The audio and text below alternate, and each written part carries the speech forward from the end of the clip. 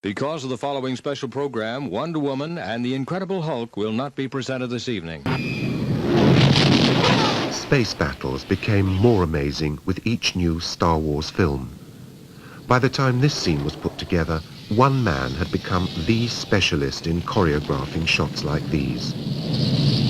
Ken Ralston created most of the battles in Return of the Jedi. He and Bill Kimberlin, his editorial assistant, have put together the most complex special effects shot ever made. It's the 19th shot in the space battle, called SB-19. Lucas wanted it to be spectacular. This is SB-19 in slow motion. There are 63 separate spaceships on the move. It was Bill Kimberlin's job to organize them into a convincing scene.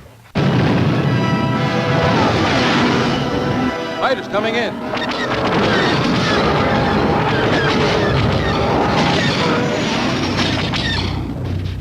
Our next guest is a fella called Bill Kimberlin. He's just released his autobiography. It's called Inside the Star Wars Empire, all about his experiences working on Return of the Jedi. He was the visual effects editor. He worked on SB-19, which was the classic shot from Jedi, 63 elements, optical elements, biggest special effects, optical effect ever done. Fascinating guy. I had the chance to speak to him last week. It's the first part of our chat. It's going to be over the next 3 episodes. Fascinating guy. So this is me and the first part of our chat with Bill Kimberlin. Let me set the scene for you. When I first came to work for Lucasfilm's Industrial Light and Magic. So the company was in Marin County at that time. This is just over the Golden Gate Bridge from San Francisco. And it comprised 3 locations, really. George's house in San Anselmo, George's ranch, Skywalker Ranch, out in Lucas Valley, which is a misnomer, really. It was originally founded by a man coincidentally called Lucas. And then there was our complex, which consisted of about 6 buildings on Kerner Boulevard in San Rafael. And this was what you would call on a real estate map a light industrial area. You may recognize that term because George added the word magic to it and got us Industrial Light and Magic. So I worked in D building, and D building was next to C building, where George had his cutting rooms while we were working on Revenge of the Jedi. I know he changed the name, but it'll always be a Revenge of the Jedi to me, because I still have all the stickers and coffee cups and posters that say Revenge. So my job was to be a visual effects editor on the space battle sequence of Jedi. And I was brought in because I was a film editor. I had worked as a film editor in San Francisco for 12 or so years. And I had made my own films, and I'd made a feature film called American Nitro. And so most of the people at ILM, I think they tended to focus on a single shot.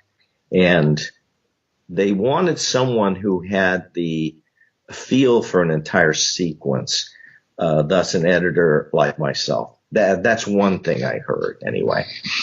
And we were kind of a dirty dozen collection of people in the sense that there weren't that many people that came up from Hollywood. When ILM moved from Hollywood to San Rafael, the number of people who came was limited because it was really the only studio in Northern California at the time.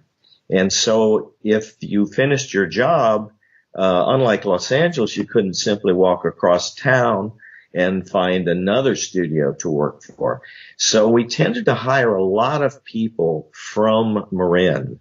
And my friend who worked there just before I did said his interview was in a bar room in Fairfax, another little town in Marin. So it was a group of oddball characters in some ways. There was a cable car conductor.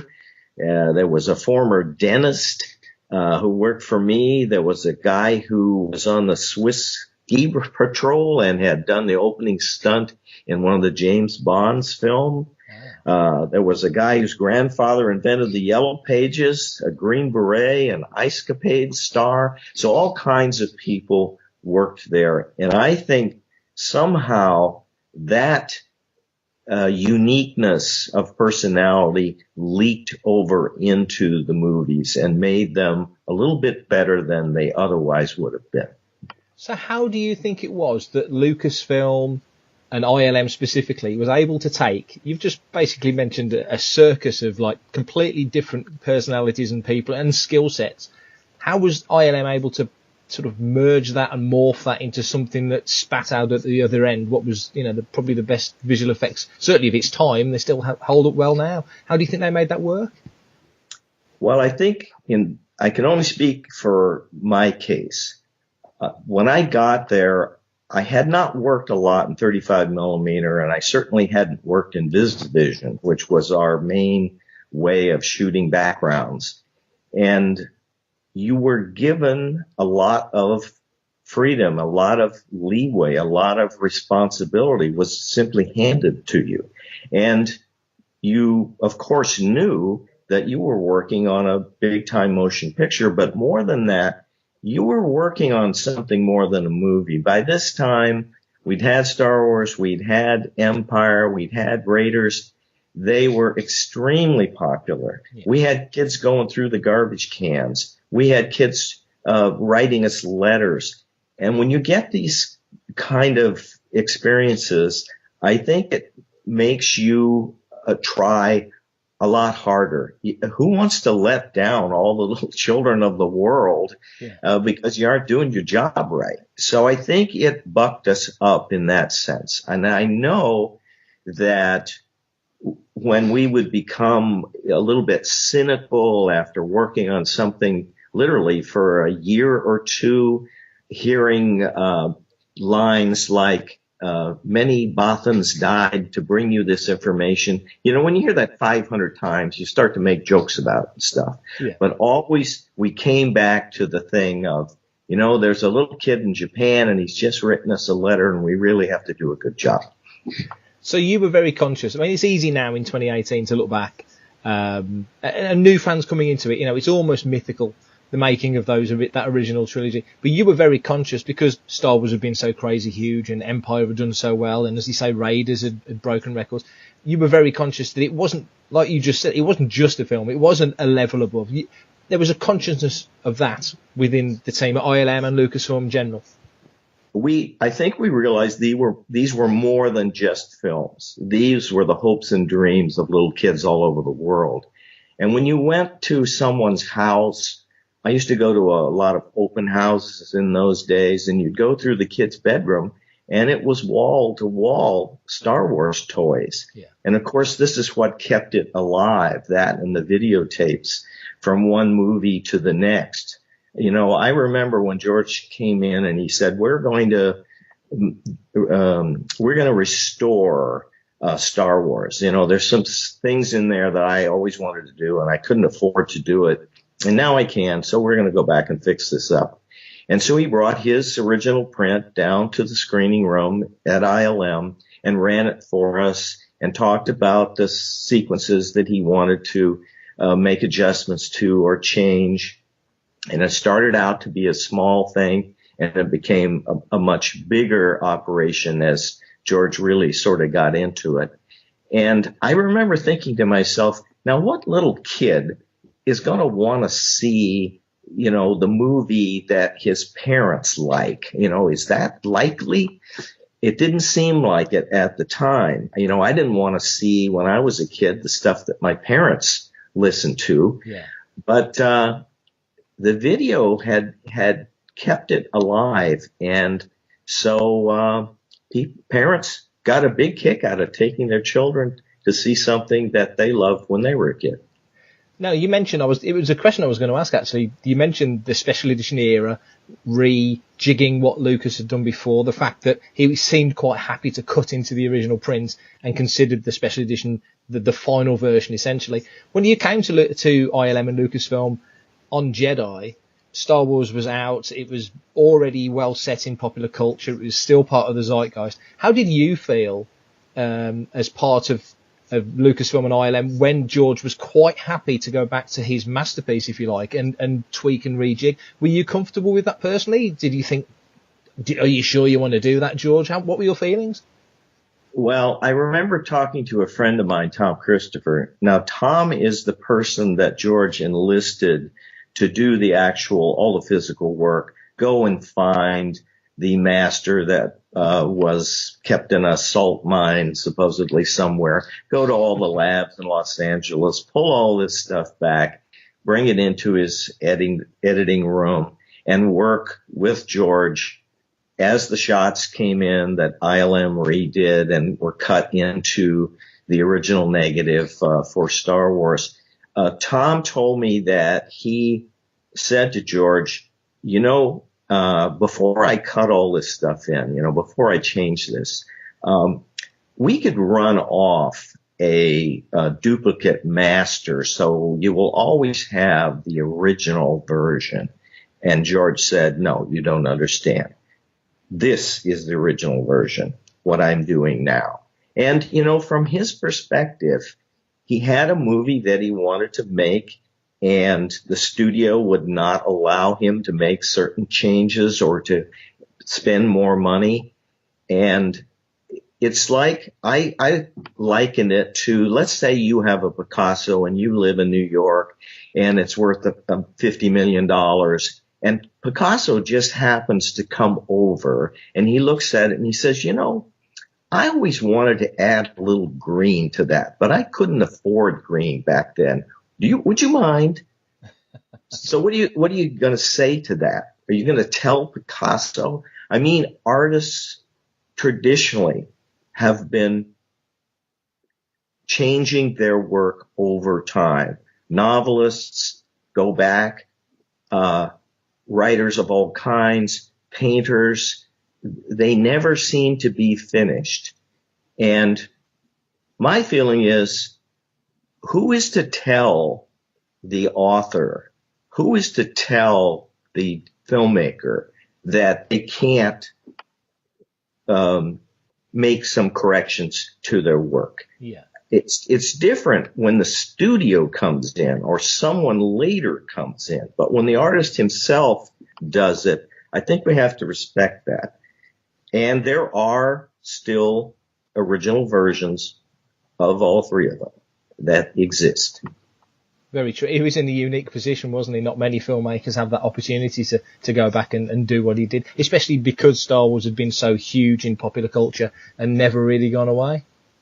Right. Well, I remember I was there the morning that E.T. broke all the records and pushed Star Wars out of the #1 largest box office hit of all time. And someone asked George what he thought about that. And he said, good, now maybe they'll leave me alone. Here's a guy who he wanted to live a normal life. When I first came to ILM, I think it was my first week, and there was a little coffee shop next door that we all went to after morning dailies, and to get a cup of coffee or a donut or something. And I'm sitting there, and George walks in alone. He walks up to the little coffee bar there, pours himself a cup of coffee in a styrofoam cup, pays for it, and walks out the door. And I thought to myself, doesn't this guy have somebody to go get a cup of coffee for him? But that's not what it was about. He wanted to live his life as a normal person. And he was pretty much able to do that living in Marin. People knew who he was, but they wouldn't bother him. He would sign things for children, but not for his executives. I remember one time a bunch of executives brought some stuff into a meeting with him, and he said, look, this is not a game show. This is a business. And he wouldn't sign anything for him. So he was also a very reticent man when I first met him. I had a friend who stuck out his hand saying, George, I've worked for you for 2 years and I've never met you. And George practically jumped backwards. Over the years, he's gotten more comfortable with being around other people, and now I'm sure he's totally different. I'm talking about back then. So this is the kind of artist. I mean, I like to say, what other artist in the world has there ever been? George made his billions by selling movie tickets, not by going public. He never went public. It's easy to go public these days in Silicon Valley and become a billionaire. But how many people have done it by simply selling movie tickets? I mean, that's quite an accomplishment. There's very few artists who are able to achieve that level of success by simply doing the work that they do as artists. That's a good point. It's George and P.T. Barnum, isn't it? You know, it is putting bums on seats, as we say in the UK. He got people in through the doors and got us watching all those films. Right. The Harry Potter series is the only other artist I could think that's pretty much just made, as I understand it, her fortune by selling books. You know, There's movies in there too, and Broadway plays and stuff. But there aren't very many people today that can do that. So I think it's quite an accomplishment. George will be remembered as a far greater character than Steve Jobs in the future.